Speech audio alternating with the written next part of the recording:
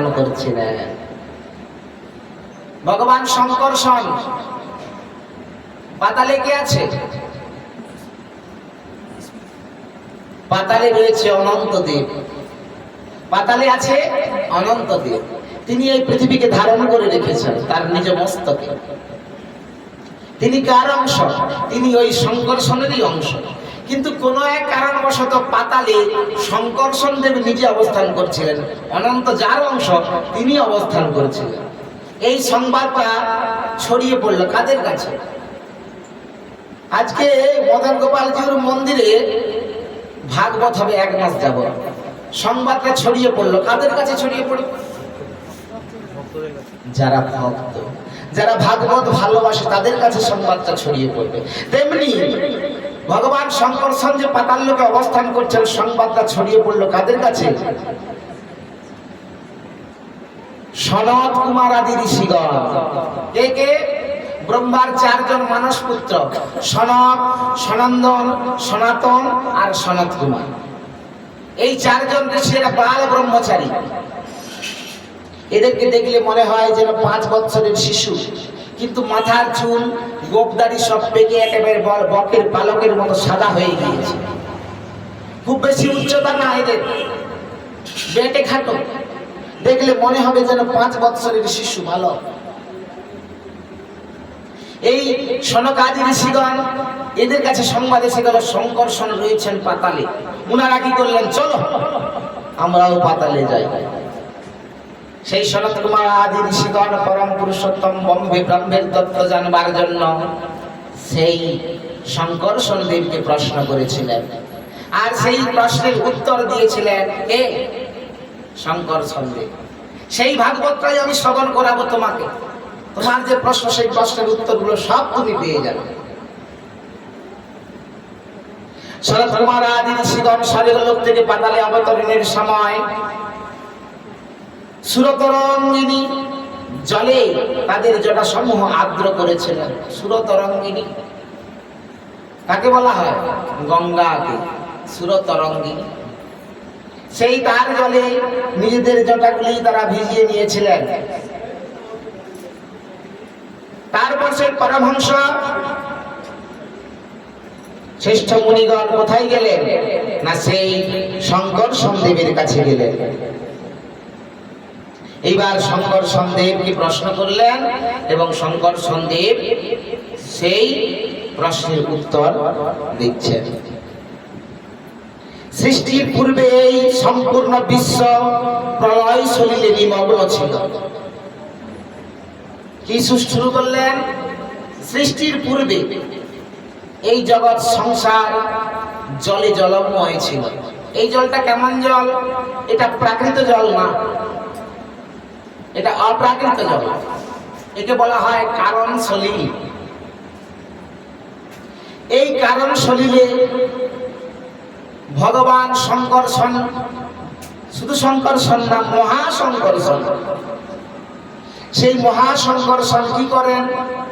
উনি ভগবান শ্রীকৃষ্ণ, যিনি স্বয়ং ভগবান, তার মনোবাঞ্ছা পূর্ণ করেন। ভগবানের যদি ইচ্ছা হয় যে আমি খেলবো, উনি তখন খেলার উপযুক্ত সমস্ত দ্রব্যগুলি ভগবানকে দিয়ে দেন। বোঝা গেল? মহাশঙ্কর্ষণের কাজটাই এটা। তাই ভগবানের ইচ্ছা হলো আমি জগৎ সংসার নির্মাণ করব। যেই না ইচ্ছা হলো, সঙ্গে সঙ্গেই শঙ্কর্ষণের দেহ থেকে এক পুরুষের আবির্ভাব হলো, যাকে বলা হয় প্রথম মহাবিষ্ণু, যার নাম কারণার্ণব সাই বিষ্ণু। এই যে কারণ সলিল, প্রলয় নিমগ্ন প্রলয় সলিল, এই কারণ সলিলে তিনি শয়ন করলেন।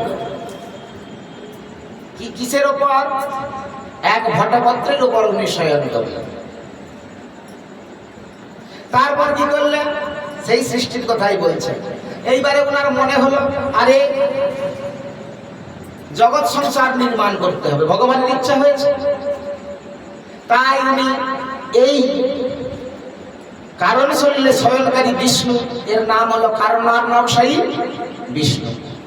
ইনি কি করলেন? মায়া দ্বারা সৃষ্ট হবে, তাই মায়াতে ইক্ষণ করলেন। একটু আগে যেটা বলা হয়েছে, মায়াকে আর নয়নে তাকালেন।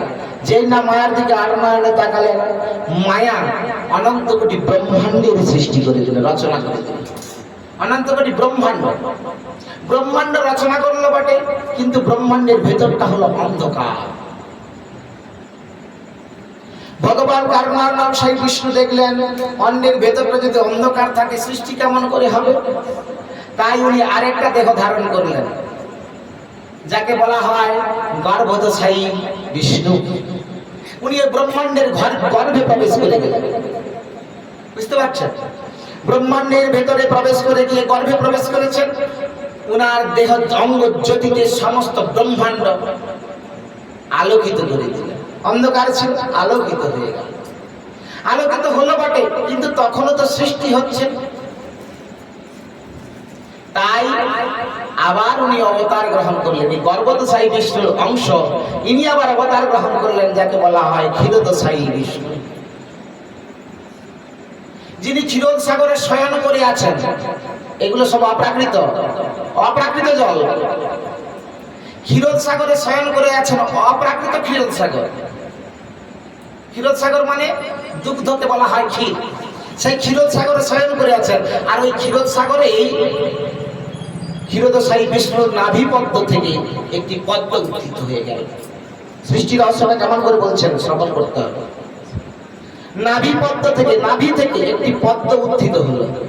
পদ্ম যেই না প্রস্ফুটিত হলো, পদ্মের উপরে ব্রহ্মার জন্ম হয়ে গেল। হঠাৎ করে ব্রহ্মার জন্ম হয়ে গেল। ব্রহ্মা চোখ দিলে তাকালেন, কি দেখছেন চারিদিকে? জল আর জল। কারণ শুনিল জল আর জল ছাড়া আর কিছু দেখতে পাচ্ছেন না। ব্রহ্মা মানে ভাবছেন আমি কোথা থেকে এলাম, আমি বা কে? তাই উনি চারিদিকে তাকাতে চেষ্টা করলেন।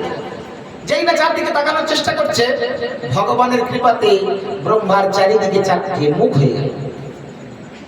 নাম হয়ে গেল চতুর্মুখ ব্রহ্মা।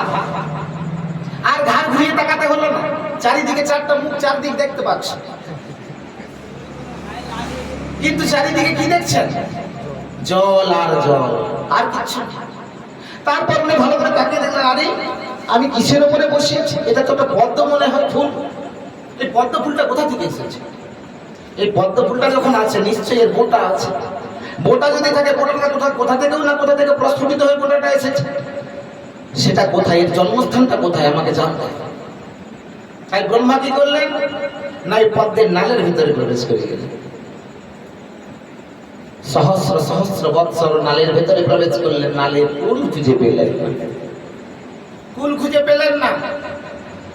নিরাশ হয়ে ফিরে এলেন, নিরাশ হয়ে পদ্মে ফিরে এলেন। তারপর উনি আবার এসে নিরাশ হয়ে গেছেন, ভগ্ন মনোরথ, মুহ্যমান হয়ে বসে আছেন। এমন সময় যেন একটা দূর থেকে ধ্বনি ভেসে এলো, কি তাপ। আবার কোন কোন গ্রন্থে বলা হয়েছে উপর থেকে একটা ছোট্ট জলবিন্দু পতিত হয়ে গেল ওই জলের উপরে। যেই না জলের উপরে একটা জলবিন্দু পতিত হয়েছে, সঙ্গে সঙ্গে শব্দ হলো, টপ করে একটা শব্দ। ব্রহ্মা বাবু ভাবলেন এই শব্দটা হলো তপ।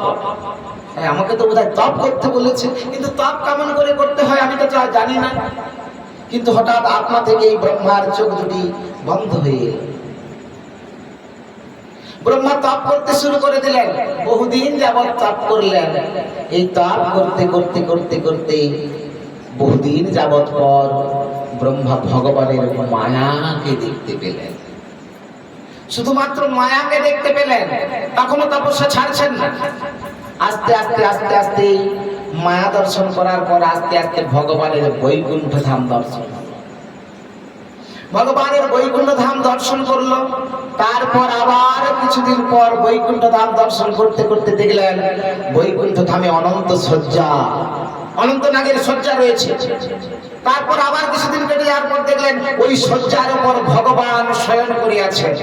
মা লক্ষ্মী দেবী চরণ সেবা করছেন, আর দাস দাসী বৃন্দ সবাই কেউ চামর বেজন করছে, কেউ পাখা দিয়ে বাতাস করছে, ইত্যাদি সেবায় সেবায় রত।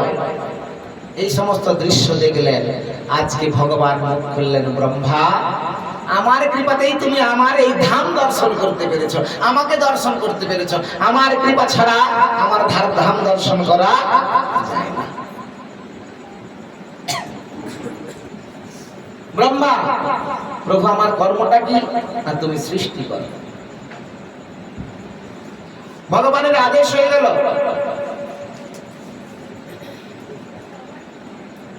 ভগবান ব্রহ্মা ভগবানের স্তব করলেন। ব্রহ্মা বলছেন, না তো পরম পরম যদ্ভাবত স্বরূপম আনন্দ মাত্র বিকল্পম বিদ্যবর্জন পশ্যামি বিশ্বশ্রীজম এক বিশ্বমাত্মন ভূতেন্দ্রিয়াত্মক মদস্থ উপাশ্রিতস্মি। কি বলছেন? হে পরমাত্মা, তোমার যে আনন্দময় ভেদ রহিত অখণ্ড তেজময় স্বরূপ, সেটি তোমার এই রূপের থেকে কোনো রকমেই আমি ভিন্ন মনে করতে পারি না। ভগবানের অনেক স্বরূপ রয়েছে, একটি স্বরূপ হলো আনন্দময় স্বরূপ। সেটা কোন স্বরূপ? ভগবানের আনন্দময় স্বরূপ, যেখানে ভগবান শুধুমাত্র আনন্দ আস্বাদন করেন, তাহা হলো স্বয়ং ভগবানের স্বরূপ। ব্রজেন্দ্র নন্দন কৃষ্ণের স্বরূপ। ব্রজেন্দ্র নন্দন কৃষ্ণ শুধু আনন্দ আস্বাদন ছাড়া আর কিছু করেন না। বলে তাহলে এত যে অসুর বধ করলো, বংশবধ করলো, দামোদর মাস তো আমাদের দামোদর লীলা আস্বাদন হবে, তাই না? মা যশোমতী কেমন করে দামোদরকে বন্ধন করলেন? দামোদর নামটাই বা কেন হলো? এই সমস্ত লীলাগুলি কংস বধ করলেন, কে বধ করলো? স্বয়ং ভগবান। যদি তাহলে শুধুমাত্র কি করেন? আনন্দ আস্বাদন করেন, তাহলে বধ কে করলো? জানেন, বধ করেছে বিষ্ণু।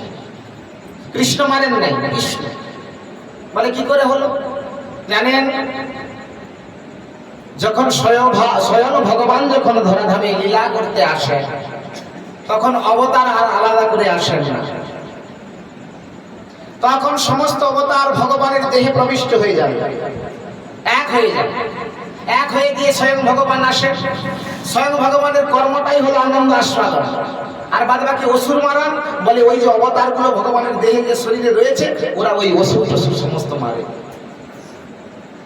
কিন্তু যিনি স্বয়ং ভগবান, তিনি শুধুমাত্র আনন্দ আস্বাদনই করেন।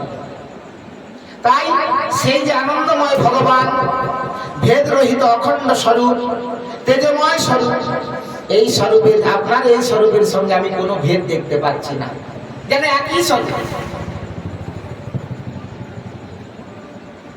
সুতরাং বিশ্ব সৃষ্টিকারী হয়েও যা বিশ্বতীত, তোমার সেই এই অদ্বিতীয় স্বরূপের আমি শরণ গ্রহণ করছি। আপনি তো বিশ্বের স্রষ্টা। আমাকে যে বিশ্ব সৃজন করতে বলছেন, আপনি যে সৃষ্টি করতে বলছেন, কিন্তু আপনি তো একমাত্র সৃষ্টিকর্তা। আপনার শরণ গ্রহণ করলাম। হে ভুবন মঙ্গল, আমি তোমার উপাসক। আমার মঙ্গলের জন্যই আমার ধ্যানের মধ্যে তুমি তোমার এই রূপ প্রকাশ করেছ। পাপাত্মা বিশ্বাসত্ব জীব এই রূপের অনাদর করে, আমি তোমার এই রূপের পায়ে বারবার প্রণাম করছি। তদ্বা ইদং ভুবন মঙ্গল মঙ্গলায় ধনেশ মনদর্শিতং উপাসকানাম তস্मै নমো ভগবতে অনুবিধেম তুভ্যং যো অনাদৃত নরক ভাগ ভীর সৎসঙ্গই। কি বলছেন? না, হে ভুবন মঙ্গল, আমি তোমার উপাসক। কারণ আমি এতদিন ধ্যান করলাম, কিন্তু দেখতে পাচ্ছি না। কত চেষ্টা করলাম, এর উৎসটা কোথায় জানবো, পদ্মে, কিন্তু তাও জানতে পারলাম। ধ্যান করলাম, ধ্যানেও দেখতে পেলাম না। কত যুগ তপস্যা করলাম, কত সহস্র বৎসর। আপনি কৃপা করে আপনি আমার মঙ্গলের জন্য, আমার মঙ্গলের জন্যই আমার ধ্যানের মধ্যে তোমার ওই রূপ প্রকাশ করেছে, আমাকে দর্শন দিয়েছে। পাপাত্মা বিশেষত্ব জীব এই রূপের অনাদর করে, অর্থাৎ তারা এই রূপকে দর্শন করতে চায় না, তারা ধ্যান করে না, তারা তোমার সেবায় রত হয় না। আমি তোমার এই রূপের পায়ে বারবার প্রণাম করি। এইভাবে ব্রহ্মা স্তব করছেন ভগবান। হে নাথ, তোমার পথের নিশ্চিত সন্ধান কেবলমাত্র তোমার গুণকীর্তন শ্রবণেই জানতে পারা যায়। কি বললেন? তোমার পথের নিশ্চিত সন্ধান অর্থাৎ ভগবানকে পাওয়া যাবে কেমন করে, সেই পথের সন্ধান একমাত্র তোমার গুণকীর্তনের দ্বারাই জানা যায়, জানতে পারা যায়। তাহলে যদি ভগবত ভজন করতে হয়, ভগবানকে যদি ভজন করতে হয়, সেই ভজন করার রাস্তাটা কেমন, কোন রাস্তায় গেলে ভগবানকে তাড়াতাড়ি পাওয়া যাবে, কোন রাস্তায় গেলে ভগবানকে আপন করে পাওয়া যাবে, সেই রাস্তাটা একমাত্র কোথায় পাওয়া যাবে? সেই সংবাদটা তার লীলা কথার মধ্যে, তার গুণ কথার মধ্যেই সেই সংবাদটা পাওয়া যাবে, জানা যাবে। তাই বলছে ভক্তগণের ভক্তিযোগ দ্বারা পরিশুদ্ধ হৃদয়ে তুমি নিশ্চয়ই অবস্থান করো। হে পুণ্যশ্লোক প্রভু, তোমার ভক্তগণ যেই যেই ভাবনায় তোমার ধ্যান করে,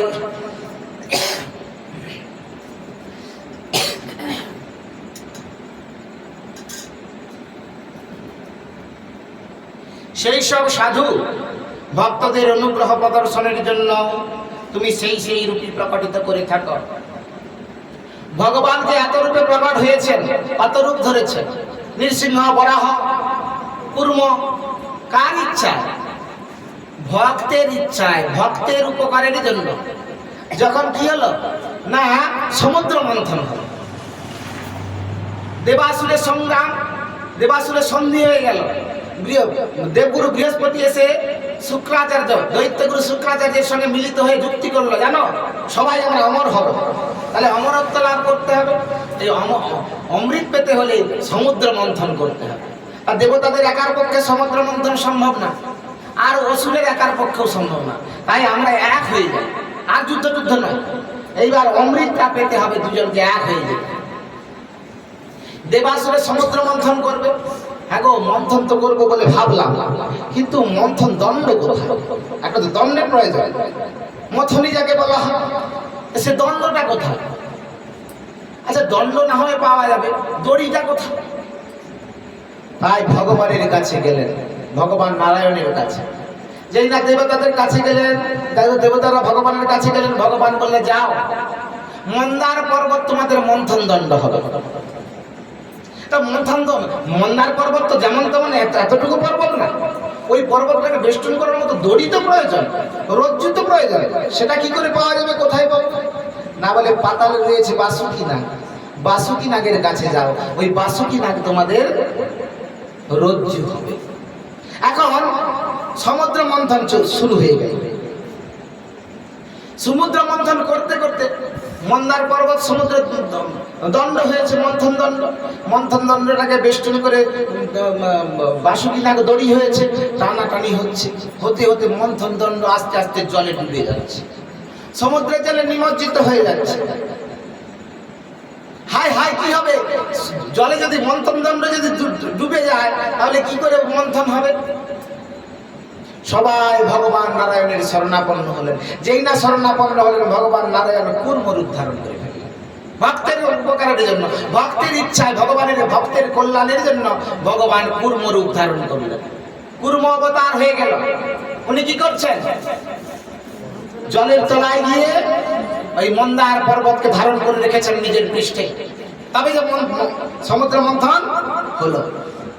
তাই সমস্ত অবতার, নৃসিংহ অবতার ভক্তের কল্যাণের জন্য, প্রহ্লাদকে রক্ষা করবার জন্য, প্রহ্লাদের পিতা হিরণ্যকশিপুর হাত থেকে প্রহ্লাদকে রক্ষা করবার জন্য ভগবান নৃসিংহ অবতার ধারণ করলেন।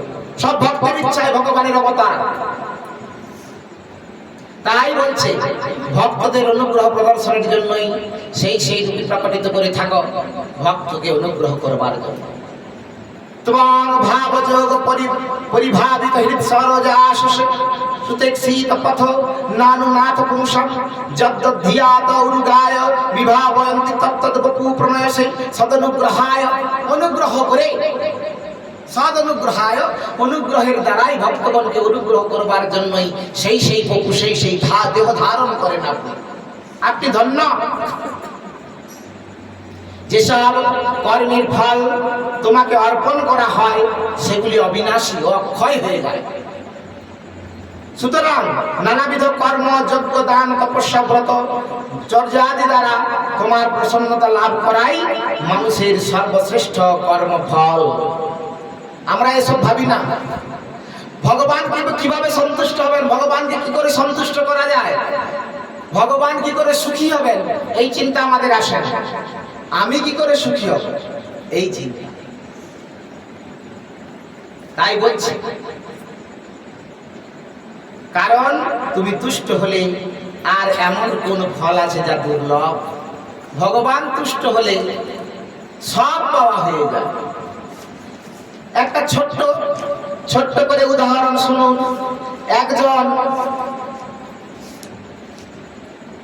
একজন কুলীন ব্রাহ্মণ ছিলেন। কুলীন ব্রাহ্মণ বড় দরিদ্র। সেই দরিদ্র ব্রাহ্মণের দিনান্তে হাঁড়ি চড়ে না, এমন অবস্থা। তাই সেই ব্রাহ্মণের পত্নী বলছে, শোনো, এরকম তো আমাদের গৃহের অবস্থা, আর্থিক অবস্থা। আচ্ছা, রাজা দান দেয়। আমাদের এই পাড়ার যত ব্রাহ্মণ, কুলীন ব্রাহ্মণ রয়েছে, ওরা সবাই রাজার কাছে দান আনতে যায়। হ্যাঁ, দান আনতে গেলে ওদের স্বচ্ছন্দে সংসার চলে যাচ্ছে দান নিয়ে এসে। তুমি তো কই দান নিতে যাও না। তুমিও যদি ওদের সঙ্গে দান আনতে যাও, তাহলে আমাদের সংসারটা সুখে স্বাচ্ছন্দ্যে চলবে। জানেন তো, বাবারা যদি কোনো কর্ম না করে, মায়েরা খোঁচা দিয়ে দিয়ে কর্ম করে। মায়েদের এটা ব্যাপার, তাহলে সংসার টিকবে না।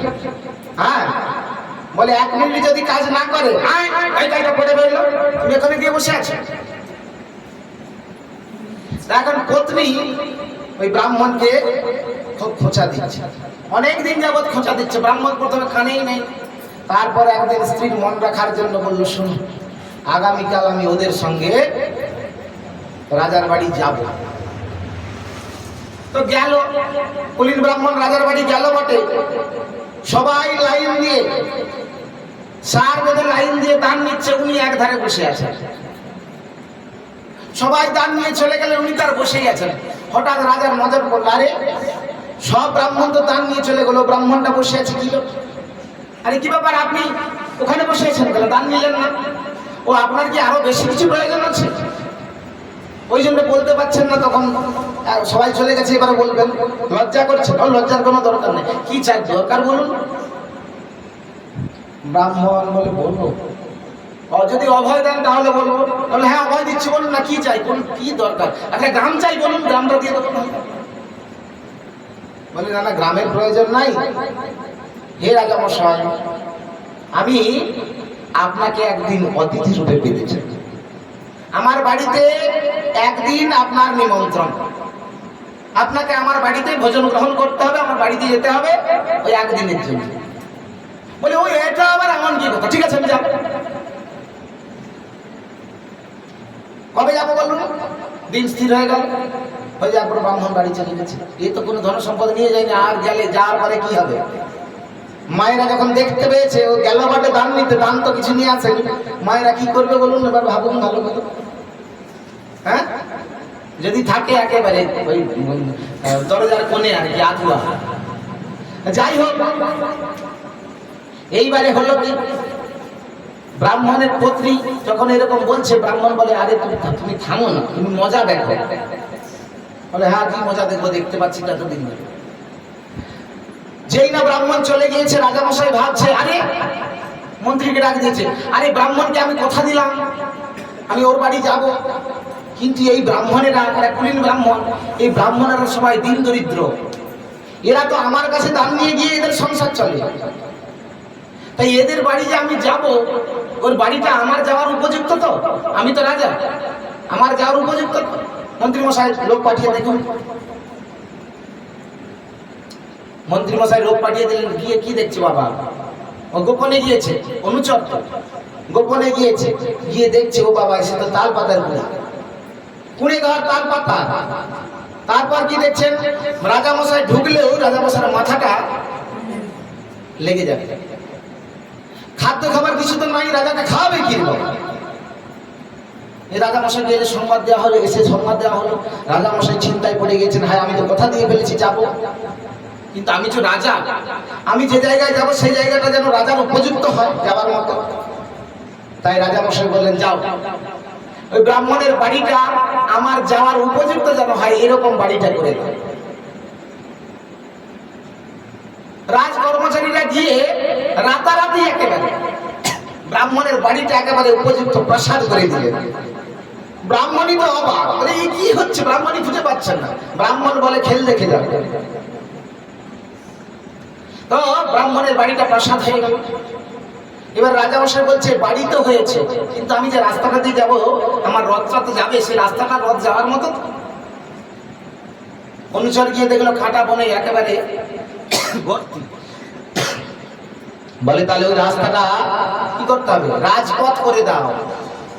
আমার রথটা যাবে এরকম রাস্তাটা করতে হবে, রাজপথ করে দাও, আমি যেন যাই। ও তো চালও নাই আর চুলোও নাই, তো আমাকে খাওয়াবে কি? সেরকম কিছু সম্পদ দাও যাতে আমি গিয়ে আতিথ্যটা গ্রহণ করতে পারি। কথা দিয়ে ফেলেছি।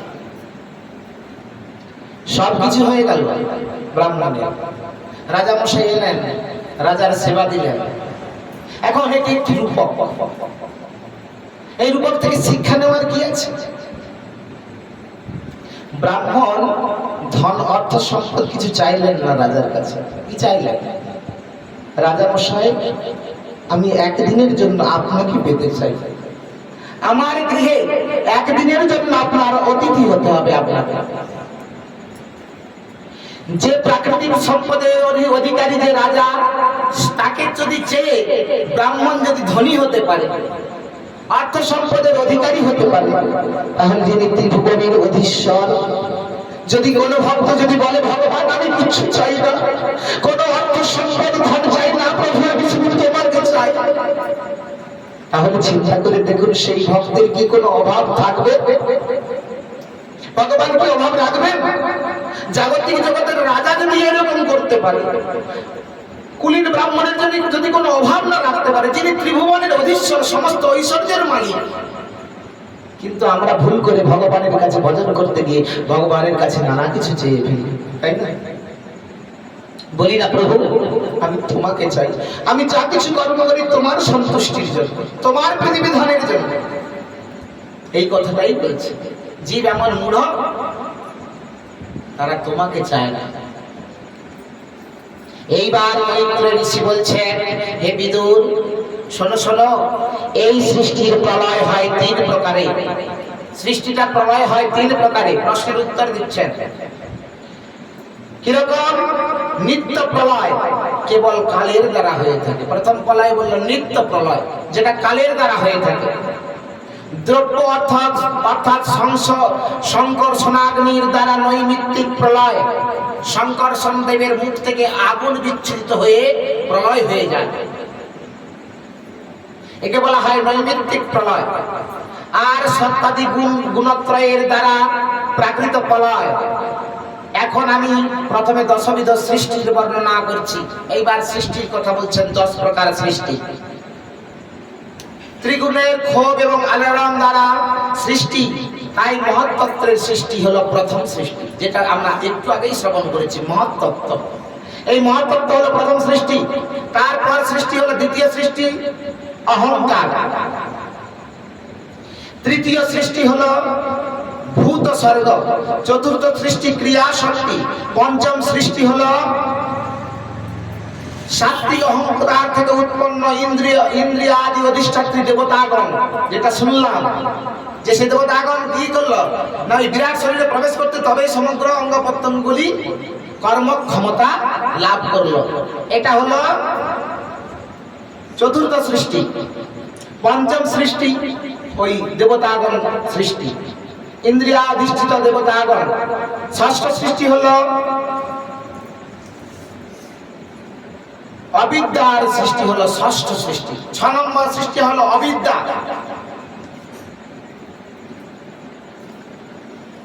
এই 6 প্রকার সৃষ্টি হলো প্রাকৃত সৃষ্টি। এটা প্রাকৃত, অপ্রাকৃত না, এটা প্রাকৃত সৃষ্টি। তারপর বনস্পতি, ঔষধি, লতা, তক্সার, বিরুদ আর দ্রুম ইত্যাদি উদ্গম নিচের থেকে উপরের দিকে উঠে, মানে যাকে বলা হয় উদ্ভিদ, এইরকম উদ্ভিদের সৃষ্টি হলো। এইরকম ভাবে বৃক্ষ। তারপর তির্যকজনী, পশু পক্ষীর সৃষ্টি হলো, এটা হলো অষ্টম সৃষ্টি। তারপর ভূত ভবিষ্যৎ বর্তমান আদি কালের জ্ঞান নেই, তমগুণের আধিক্যবশত কেবল আহার নিদ্রা ও মৈথুনী জ্ঞান জানে। এই সব পশু পক্ষী এরা আর কিছু জানে না, এদের কর্মটা শুধু ওই তিনটা কাজেই ব্যস্ত। কি? আহার, নিদ্রা আর মৈথুন। খেতে হবে, বংশ বিস্তার করতে হবে, আর ঘুম পেলে ঘুমোতে হবে। পশু পাখি এরা এটাই কর্ম করে। ঘ্রাণেন্দ্রিয় দ্বারা কোনো কিছু অনুধাবন করে এবং এদের দূরদর্শিতা ও বিবেক বুদ্ধি রহিত। এদের বিবেক বুদ্ধিও নাই, দূরদর্শিতা ক্ষমতাও নাই। এরা কি করে? গরু দেখবেন ঘাস খাচ্ছে, ওই নাকের দ্বারা শুকে নিচ্ছে, ওই ঘাসটা আমার খাওয়ার উপযুক্ত, যেটা ওর ভালো লাগবে না ও খাবে না। এই সমস্ত সৃষ্টির কথা বলছেন। এইবার মন্বন্তর আদি কলা বিভাগ বর্ণনা করলেন। মন্বন্তর ব্রহ্মা দেখলেন যে এইবার জগৎ সংসারে জীব সৃষ্টি করতে হবে, মনুষ্য সৃষ্টি করতে হবে। এখন উনি পুত্র মরীচি আদি সমস্ত পুত্রগণ ঋষিদেরকে সৃষ্টি করিলেন। সেই ঋষিদের দ্বারা জগৎ সংসার নির্মাণ হচ্ছে না। আবার জগৎ সংসার নির্মাণ করতে হলে জগৎ সংসারকে একটা নিয়মে বেঁধে রাখতে হবে, না হলে জগৎ সংসার বিশৃঙ্খল হয়ে যাবে। তাই ইনি প্রত্যেকটি মন্বন্তরের এক একজনকে অধিদেবতা সৃষ্টি করলেন। সেই মন্বন্তরের অধিপতিকে বলা হয় মনু। উনি প্রথম মনু সৃষ্টি করলেন, যার নাম হলো স্বয়ম্ভব মনু। এই স্বয়ম্ভব মনু এবং তার সঙ্গে একজন স্ত্রী সৃষ্টি করলেন, যার নাম শতরূপা। এই শতরূপা ওই স্বয়ম্ভব মনুকেই নিজের স্বামী রূপে বরণ করলেন।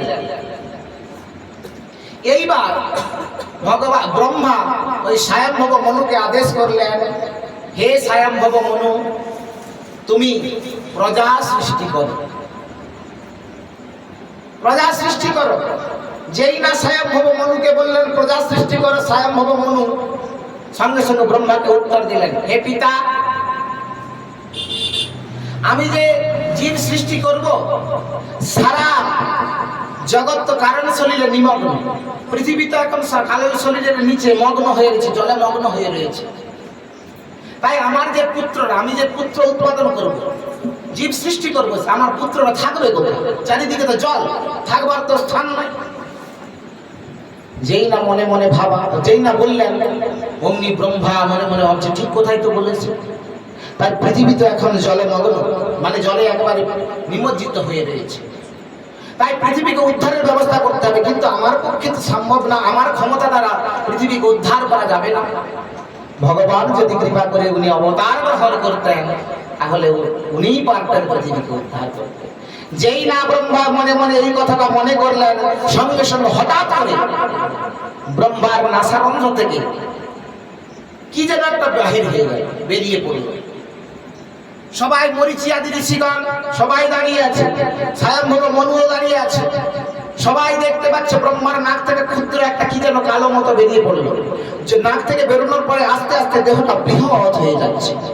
সবাইয়ের চোখের সামনে দেখলো একটা বিকট বিরাট একটা দেহ, কি বরাহ। ব্রহ্মার নাসারন্ধ্র থেকে বরাহ ভগবানের আবির্ভাব হয়ে গেল। জয় জয় বরাহ ভগবান কি। সেই বরাহ ভগবানকে দেখতে অদ্ভুত লাগছে, সারা গায়ে লোম, হ্যাঁ, আর এমন বরাহ ভগবান।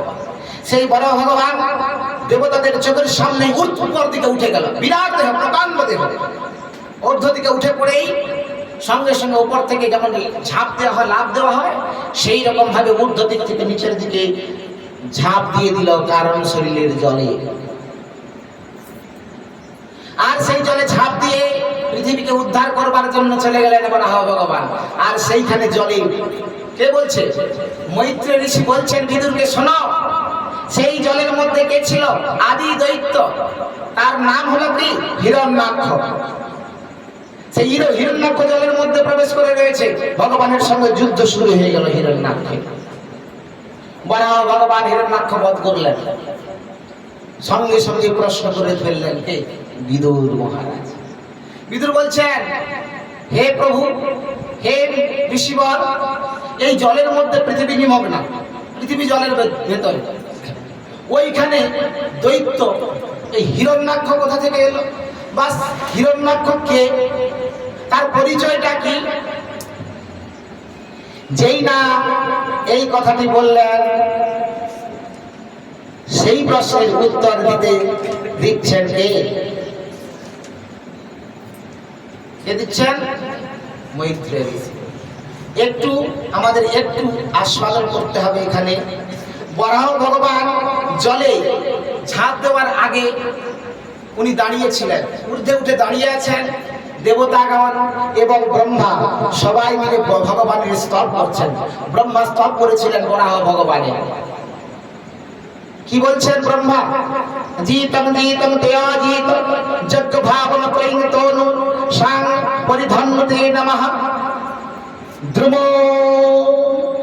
যত্রমগর্তেষু লিলিল্লুর ধরা তস্मै নমঃ কারণ সুকরায় রূপং তাবৈ তন্ননু দুষ্কৃতাত্মনং দুর্দর্শনং দেব যদ্ধরাত্মকং ছন্দাংসি যস্যতোচি বহির্গোম স্বাজ্যম দৃশি তং ঘ্রীষু চতুর্ভদ্রম।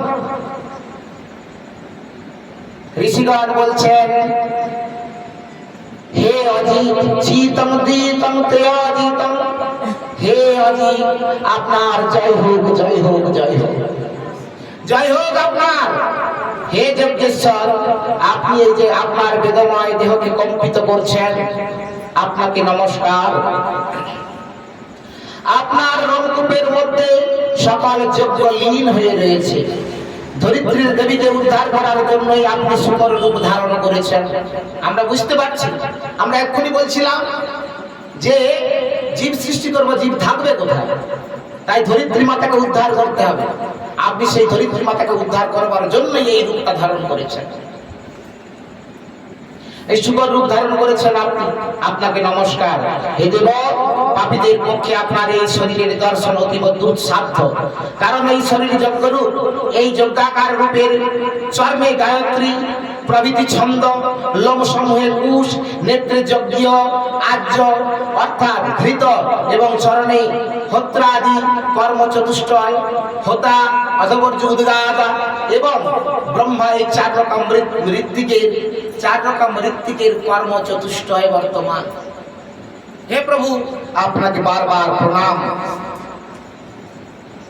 এইভাবে দেবতাগণ সবাই স্তব করছেন, সবাই মিলে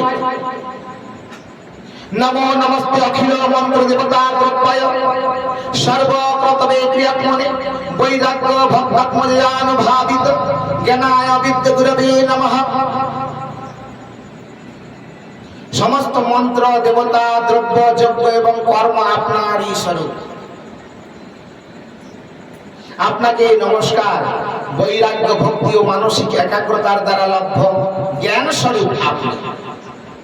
ভক্তিটাও আপনি, বৈরাগ্য দান করতেও আপনি, সমস্তটাই আপনি। আবার সেই আপনি সেই ভগবানের উপদেশ কর্তা, সকলের বিদ্যাগুরু। আপনাকে বারবার নমস্কার। এইভাবে ভগবানের স্তব করলেন। তারপর ভগবান জলে নিমজ্জিত হলেন এবং হিরণ্যাক্ষকে বধ করলেন। এইবার বলছেন, বিদুর প্রশ্ন করলেন, হিরণ্যাক্ষ কে? সে জলের মধ্যে কোথা থেকে এলো? কেনই বা উনি জলের মধ্যে ছিলেন? এইবার মৈত্রেয় ঋষি বিদুরকে বলছেন, শোনো মৈত্রেয়। মৈত্রেয় বলছে, শোনো বিদুর, এই হিরণ্যাক্ষ আর অন্য কেউ নয়। কে? হিরণ্যকশিপুর ভাই, প্রহ্লাদের খুড়া, দিতির পুত্র। দিতিকে কশ্যপের স্ত্রী দিতি। বাবার নাম কি? দিতির বাবার নাম দক্ষ মহারাজ। সতী যে দেহত্যাগ করেছিলেন, সেই সতীর দিদি কে? দিতি।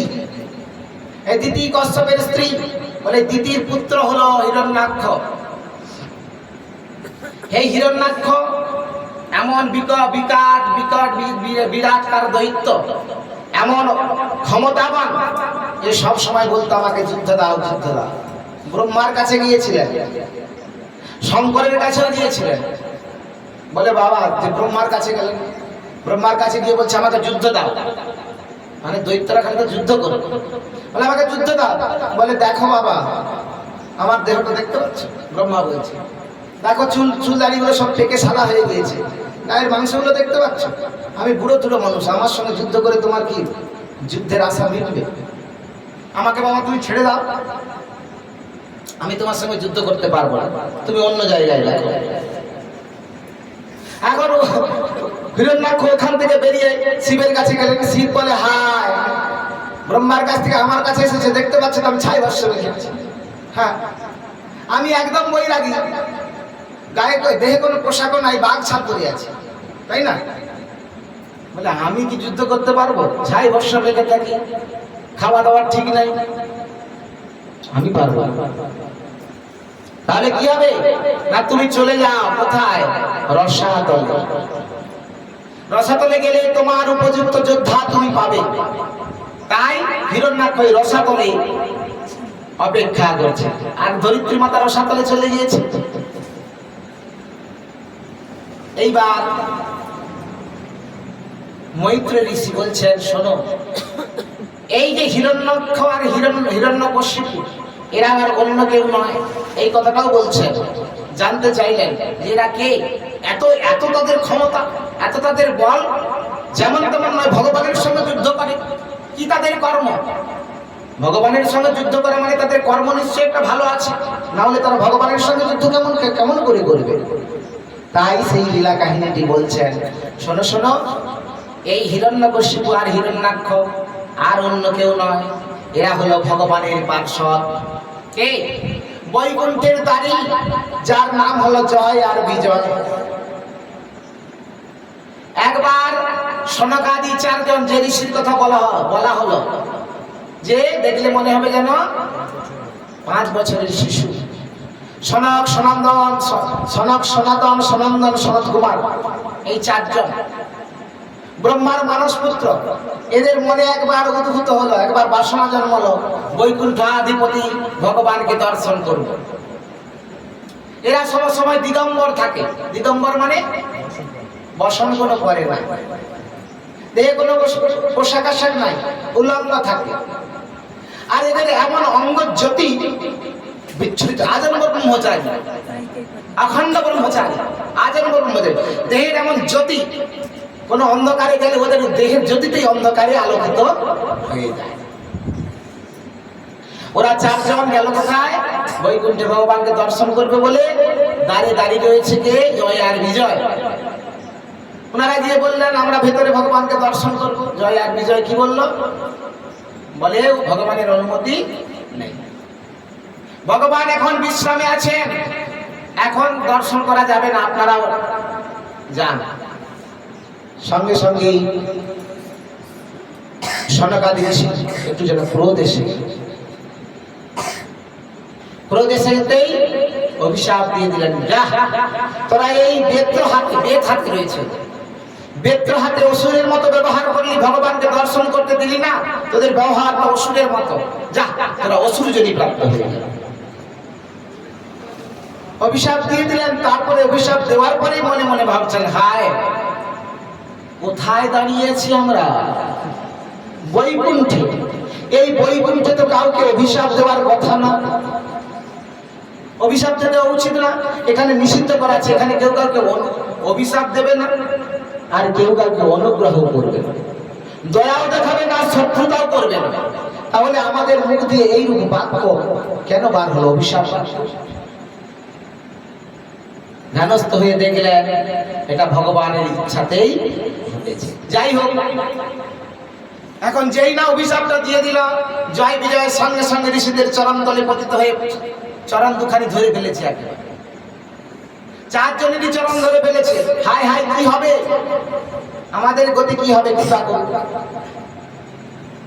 আর ভগবান যেই না অভিশাপ বাক্য বার হয়েছে, ভগবান অন্তর্যামী অনন্ত সজ্জায় শায়িত হয়েছিলেন, উনি জানতে পেরে গেলেন এই রূপ হয়েছে, উনি চলে এলেন। উনি এসে ঋষিদের চরণে প্রণাম করে বলছে, হে ঋষিবর, আসলে জানেন কোন যদি ভৃত্য মানে চাকর যদি কোনো খারাপ কাজ করে, ভুল কর্ম করে, সেই ভুল কর্মের দোষটা কার উপর বর্তায় জানেন? মালিকের উপর, যার লোক তার উপর।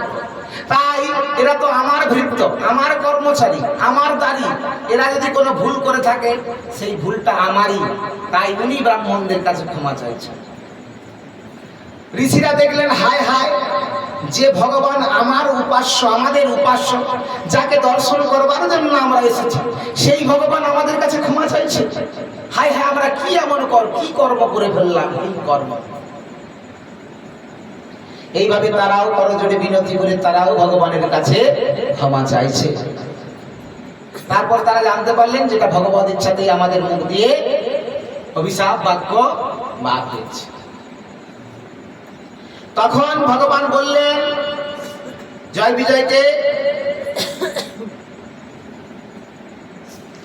যে তোমরা এই ব্রহ্ম অভিশাপকে, ব্রাহ্মণের অভিশাপ, ব্রহ্ম অভিশাপ, ব্রহ্ম বাক্যকে আমার লঙ্ঘন করার অধিকার থাকলে, আমার ক্ষমতা আছে, আমি ব্রহ্ম বাক্যকে লঙ্ঘন করে দিতে পারি, কিন্তু আমি করব না। তাহলে ব্রাহ্মণের অমর্যাদা করা হবে।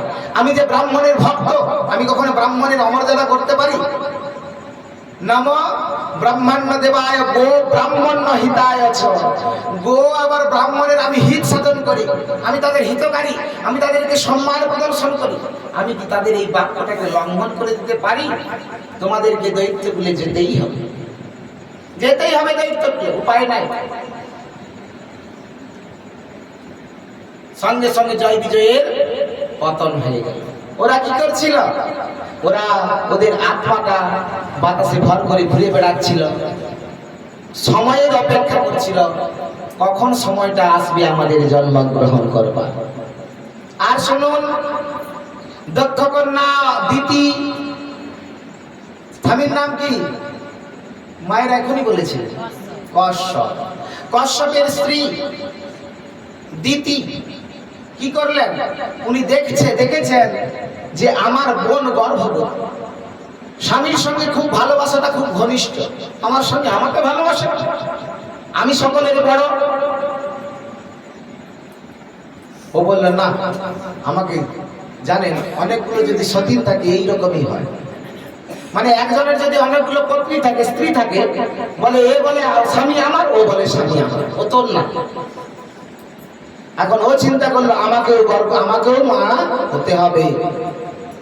তাই সময়ের জ্ঞান না করে ভর সন্ধ্যেবেলা, কখন যেটাকে বলা হয় রাক্ষসী বেলা, কোন সময়টা? দিন চলে যাচ্ছে, রাত্রি আসছে, ওটাকে বলা হয় দোকালীন সময়। হ্যাঁ, ওই সময়টায় কি করছিলেন কশ্যপ? উনি হোমে অগ্নি প্রদান, হোমাগ্নিতে ঘৃত প্রদান করে হোম করছিলেন। হোম করে হোম সমাপন করে, হোম করলে কি হবে?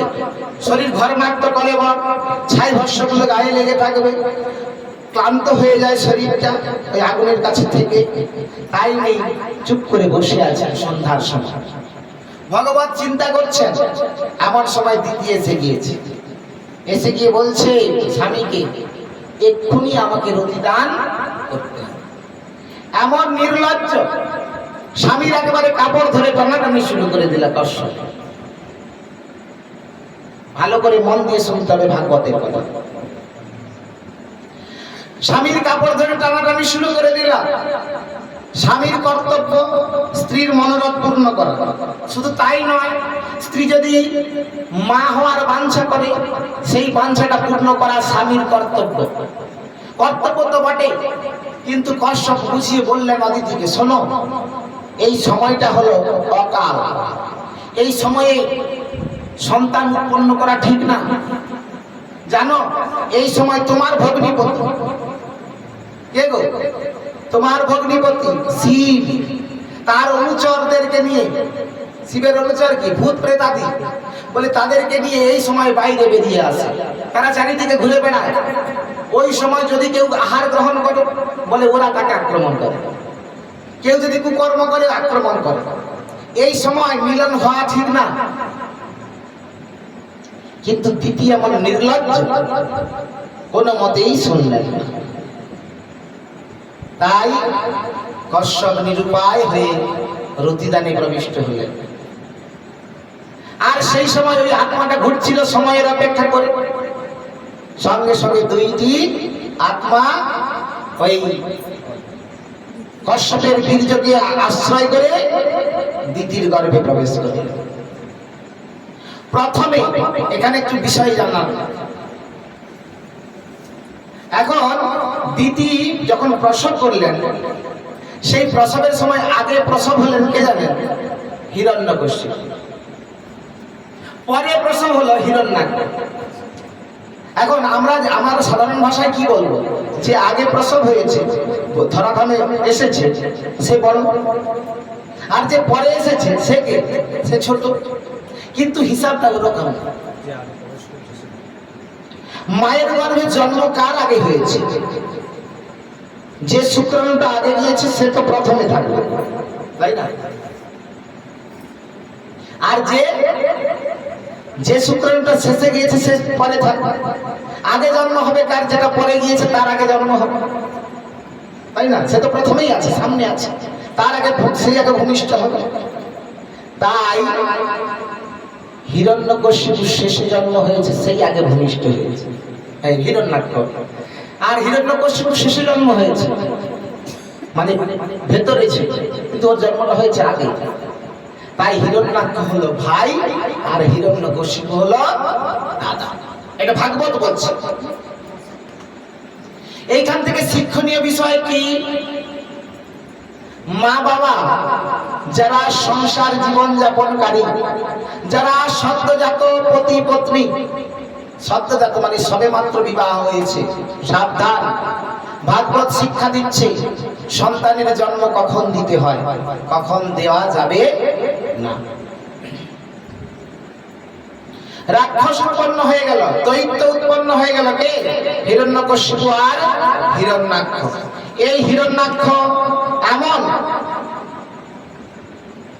যে সেই হিরণ্যাক্ষ সবসময় মানে ছোট থেকে শুধু যুদ্ধ।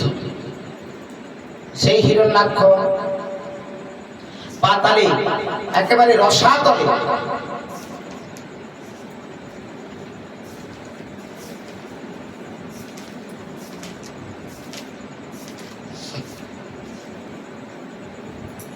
একেবারে রসাতলে ছিল, যেখানে পৃথিবী নিমগ্না সলিলে জলে নিমগ্না ছিল। বরাহ ভগবান ওই ধরিত্রী মাতাকে উদ্ধার করবার জন্য যেই না পতি জলে পড়েছে, অমনি সঙ্গে সঙ্গে একেবারে হিরণ্যাক্ষের সামনাসামনি উনি ধরিত্রী মাতাকে নিজের দন্তাগ্রে, ওই বরাহ ভগবানের সামনে দুটো দাঁত রয়েছে, ওই দন্তের অগ্রভাগে, সচালো দাঁতের অগ্রভাগে ধরিত্রী মাতাকে বসিয়ে উনি নিয়ে চলে আসছেন।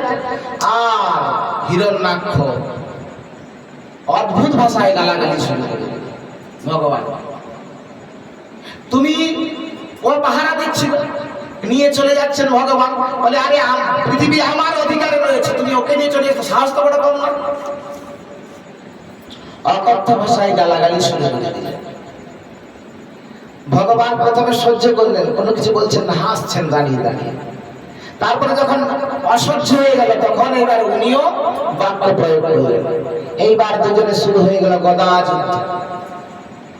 গদা যুদ্ধ হতে হতে গদা আর কারো নাই, গদাগুলো সব ছিটিয়ে চলে গিয়েছে, ছড়িয়ে গিয়েছে। এইবার হাতে হাতে যুদ্ধ, সে ভীষণ যুদ্ধ যাকে বর্ণনা দেওয়া যায় না, এমন বিকট যুদ্ধ। সেই যুদ্ধ হতে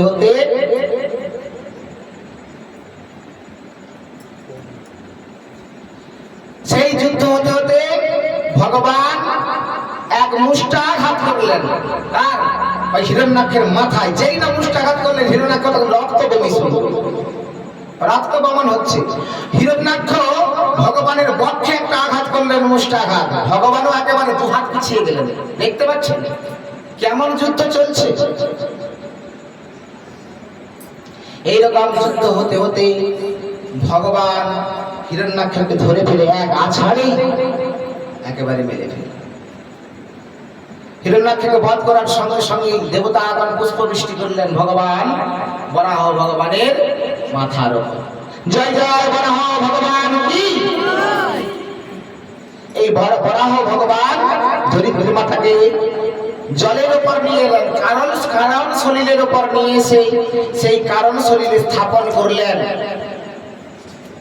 আর এই যে স্বয়ম্ভব মনু, এই স্বয়ম্ভব মনু জগৎ সংসার তার যে স্ত্রী শতরূপা, সেই শতরূপার গর্ভে সন্তানের জন্ম দিলেন।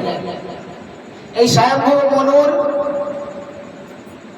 দুটি পুত্র, কি কি মনে আছে? দুটি পুত্র, তিনটি কন্যা। একটি কন্যা হলো প্রসূতি, একটি হলো দেবহূতি। সেই দেবহূতির কথাই বলবেন এবার। দেবহূতিকে তিনি হলেন কপিল ভগবানের মাতা। কে? কপিল ভগবানের মাতা। এই দেবহূতির উপাখ্যান, দেবহূতির স্বামী, তার নাম হলো কর্দম ঋষি। সেই কর্দম ঋষি এবং দেবহূতির উপাখ্যান আপনারা শ্রবণ করবেন আগামীকাল। শ্রী গুরুদেব গুরু বাবা মুকুন্দ দাস বাবাজি মহারাজের শ্রীমুখ থেকে শ্রবণ করবেন বিস্তারিত ভাবে।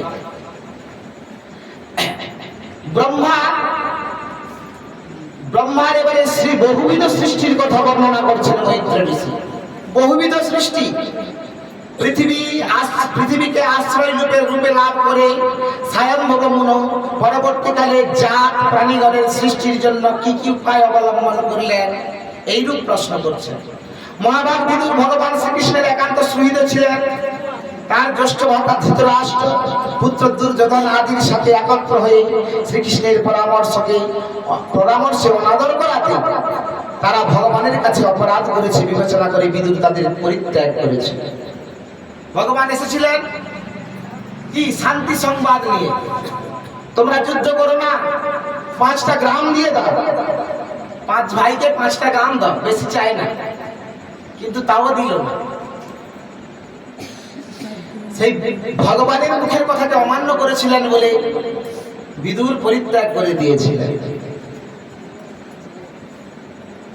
এইভাবে বলতে বলতে বলছে, হে ব্রাহ্মণ, ভূত ভবিষ্যৎ সবই আপনার জানা আছে, সুতরাং অনুগ্রহ করে বলুন যে প্রজাপতিদের প্রতি ব্রহ্মা প্রজা সৃষ্টির বিষয়ে মরীচি আদি প্রজাপতিদের সৃষ্টি করে পুনরায় সৃষ্টি বৃদ্ধি হেতু কি করলেন?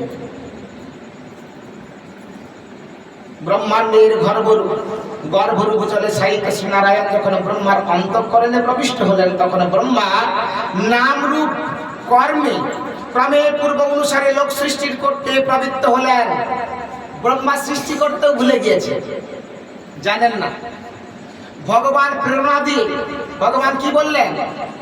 ব্রহ্মা যখন বললেন, হে প্রভু, আমি কেমন করে সৃষ্টি করব জগৎ সংসার, ভগবান ব্রহ্মাকে 4টি শ্লোক উপদেশ করেছিলেন, যাকে বলা হয় চতুশ্লোকী ভাগবত।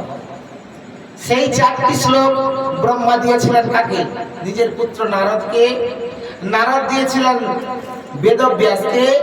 বেদব্যাস এই 4টি শ্লোককে বিশ্লেষণ করে মন্থন করে 18,000 শ্লোক করেছেন শ্রীমদ্ ভাগবত মহাপুরাণ। এই 4টি শ্লোক ভগবান বললেন, এই 4টি শ্লোককে তুমি জপ করো। ব্রহ্মা এই 4টি শ্লোককে মন্থন করছেন, জপ করছেন, মন্থন করছেন, মনন করছেন। করতে করতে করতে করতে সৃষ্টির রহস্যটা ভগবানের কৃপায় উদ্ভূত হয়ে গেল।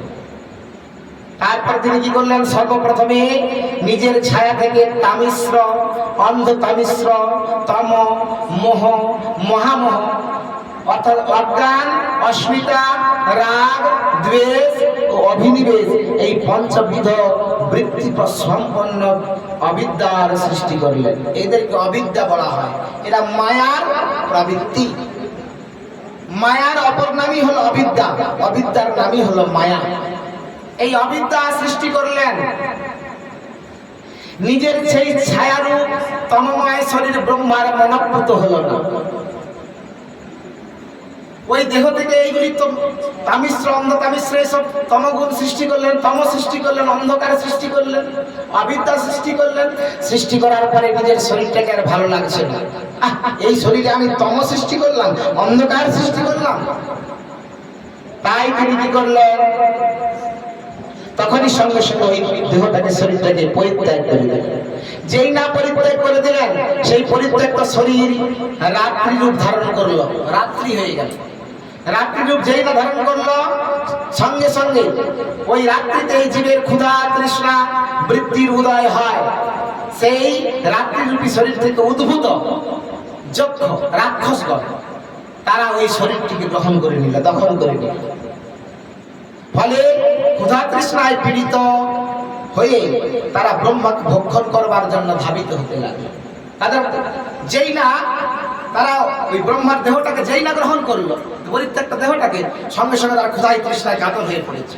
ব্রহ্মার তো আরেকটা দেহ আছে, ওই ব্রহ্মাকে তখন ক্ষুধাকে মেটাবার জন্য সামনে আর কিছু পাচ্ছেন না খাওয়া, এই দেখতে পেয়ে গেল ব্রহ্মাকে খেয়ে আমরা উদরপূর্তি করব, ব্রহ্মাকে খেতে যাচ্ছে।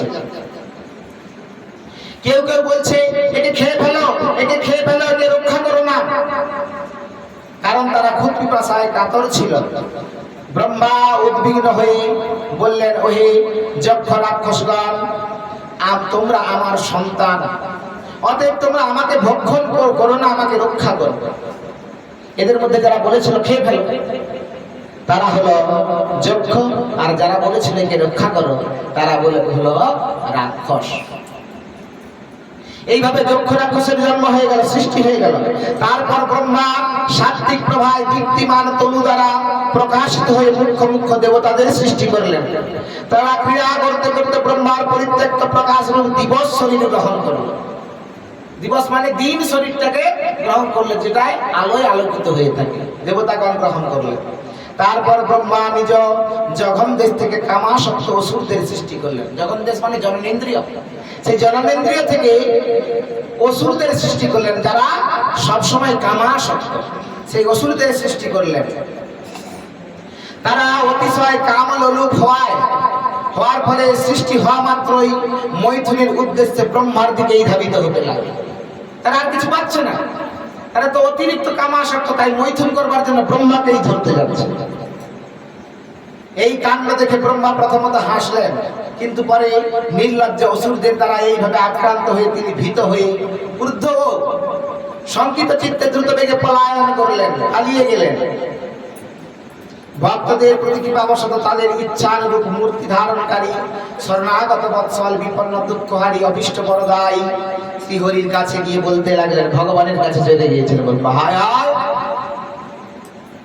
ব্রহ্মা বলছেন, হে পরমেশ্বর, আমাকে রক্ষা করুন, হায় হায় দেখুন এই দৈত্যগণ কি শুরু করেছে।